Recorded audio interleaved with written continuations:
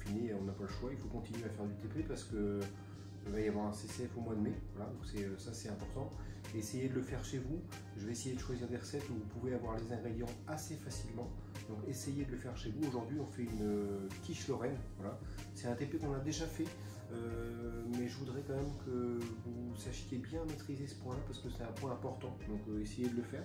Alors pour la quiche Lorraine, on a besoin de 200 g de farine, on a besoin de 100 g de beurre, un jaune d'œuf.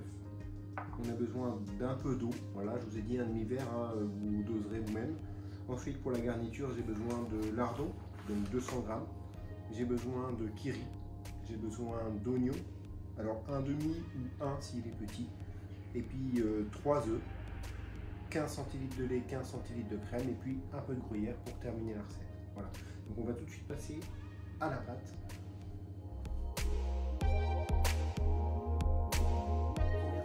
Le plus important, c'est d'avoir les mains bien propres. Voilà, je pense qu'on vous l'a répété et re-répété et re-répété, et encore plus aujourd'hui, mais l'hygiène c'est très important. Donc très important d'avoir les mains bien propres pour commencer la pâte parce qu'on va la faire à la main. D'accord? Première étape, dans ma farine, je ne sais pas si vous voyez bien, dans ma farine je vais faire un puits. Voilà. Au milieu de ce puits, je vais y mettre le beurre.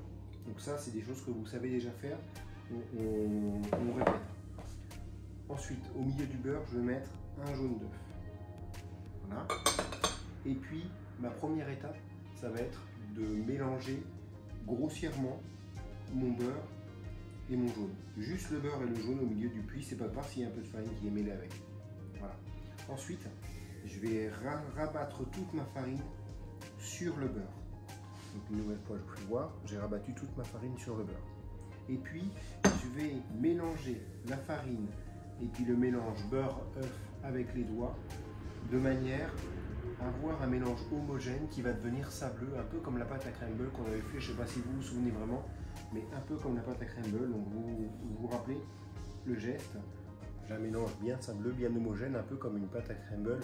Maintenant il va être temps de rajouter mon eau progressivement.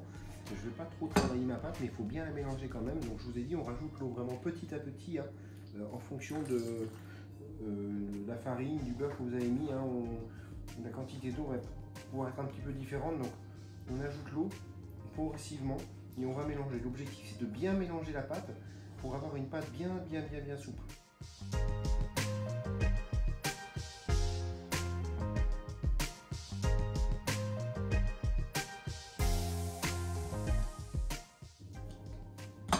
Voilà, ma pâte est terminée. J'ai plus qu'à l'utiliser. Alors avant d'utiliser, on ne fait pas ça vraiment en cours, mais parce qu'on n'a pas forcément le temps, mais à la maison c'est bien de le faire. Faites reposer un peu votre pâte, une trentaine de minutes au réfrigérateur, donc entouré d'un morceau de film. Alors vous n'hésitez pas à la faire reposer une trentaine de minutes au réfrigérateur, ça va lui permettre de se détendre un peu et on l'utilisera ensuite.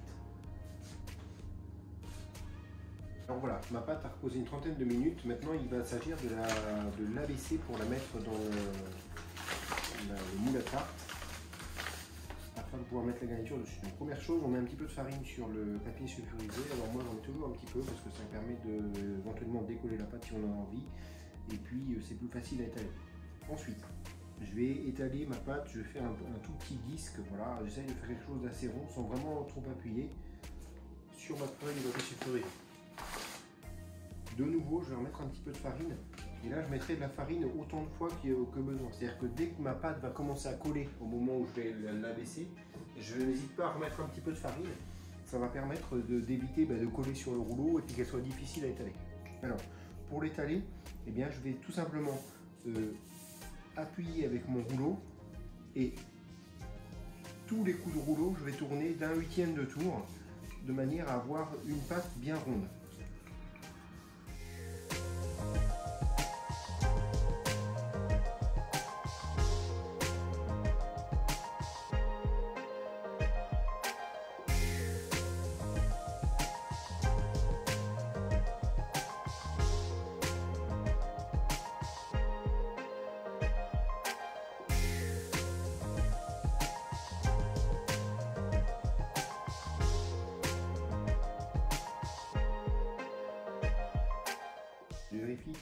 avec mon moule, en fait, en réalité, il faut que la pâte soit plus grande que le moule, de manière à ce qu'elle vienne enrober le fond, et puis à ce qu'il y ait des bords qui puissent remonter par-dessus. Donc j'hésite pas, si elle n'est pas assez grande, à l'agrandir en fonction de ce que je vais avoir besoin. La mettre dans mon moule.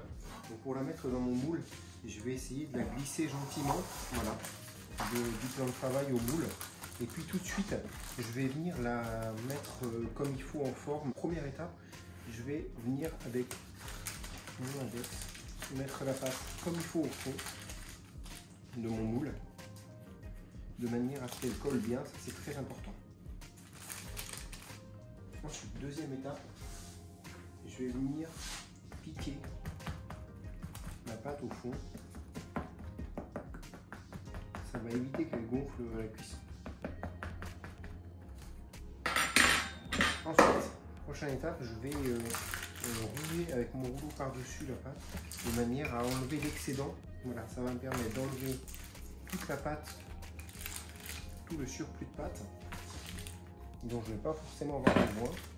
Et dernière étape, je vais venir couper l'excédent de la désécurisée. Ça ne sert à rien de le laisser parce que ça pourrait gêner la cuisson, donc on en enlève le maximum si on peut. Ma pâte est prête à recevoir la garniture. Il n'y a plus qu'à y ajouter la garniture, la pâte à crème prise et mettre en cuisson. Alors la quiche Lorraine, on peut mettre un petit peu ce qu'on veut dedans. Ici j'ai choisi de mettre des lardons et puis un peu de poulet parce que j'avais du poulet à la maison et des oignons. Voilà. Alors première étape, on épluche l'oignon. Et on va le couper en petites lamelles l'oignon. Donc on va le couper en petites lamelles rapidement.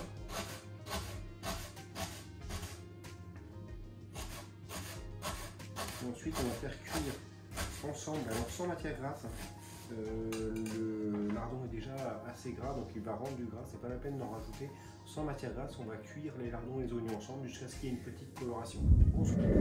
Alors on se retrouve au niveau du four pour préparer la garniture chaude. Voilà, donc le mélange de lardon-oignon qu'on va faire cuire à la poêle. Alors j'allume mon feu, j'hésite pas à allumer le feu fort. Hein. Et puis je vais y mettre tout de suite mes lamelles d'oignon que je vais essayer de séparer les unes des autres un petit peu, donc grossièrement. Hein. Et puis je vais y ajouter mes lardons. Donc là c'est des lardons que j'ai fait moi-même, hein, mais vous pouvez prendre les lardons du commerce, ça va tout à fait bien. Et puis on va laisser revenir le mélange jusqu'à ce qu'il y ait une légère coloration, hein, jusqu'à ce qu'on s'aperçoive qu'il y a une légère coloration.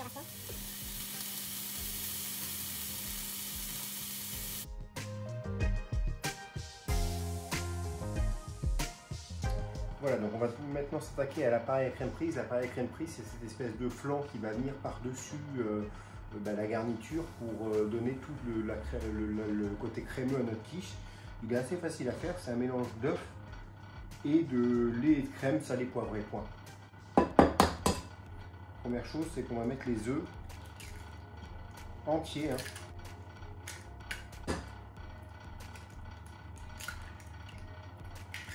Une fois qu'on a mis les œufs entiers dans le saladier, on va les battre comme une omelette. Donc l'objectif c'est d'avoir un mélange mousseux un peu.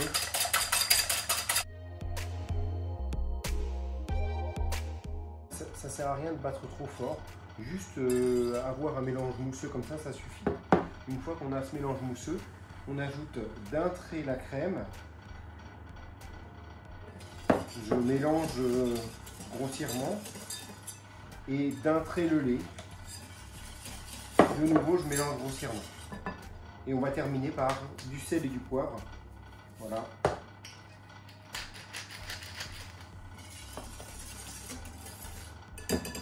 L'appareil à crème prise est terminé. Il n'y a plus qu'à l'utiliser sur la pâte à tarte. Alors maintenant, on va terminer notre recette. Hein. On va terminer la quiche et puis l'enfourner. Alors j'avais demandé donc en garniture des lardons.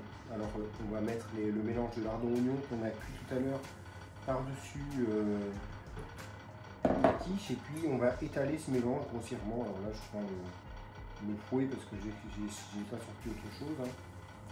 Voilà, on étale grossièrement. Ensuite, moi j'avais du poulet froid là qu'on achète dans le commerce. Donc, Je vais mettre ces morceaux de poulet froid par-dessus. Voilà. J'essaye d'en verser un peu partout. Hein. Voilà. Et puis, sur ma fiche recette, vous allez constater que, pareil, j'avais demandé du kiri, mais dans mon frigidaire, j'avais de la vache kiri. Ben, ça va tout à fait. Mylène m'avait posé la question. Hein. C'est parfait. Vous pouvez mettre la vache kiri. Kiri ou vache kiri, c'est deux fromages qui se ressemblent. Hein. Donc, on met la vache kiri par-dessus. En morceaux, on essaye de mettre un peu partout. C'est pareil. Ça, c'est pas obligatoire. Hein. Ça va permettre de donner un petit peu de goût, mais il n'y a rien d'obligatoire. Voilà, une fois que la viande est mise dessus, que tous les morceaux de fromage sont mis, et ben on n'a plus qu'à y rajouter le fameux appareil à crème prise qu'on a fait tout à l'heure. Voilà, on le jette par-dessus. Et puis,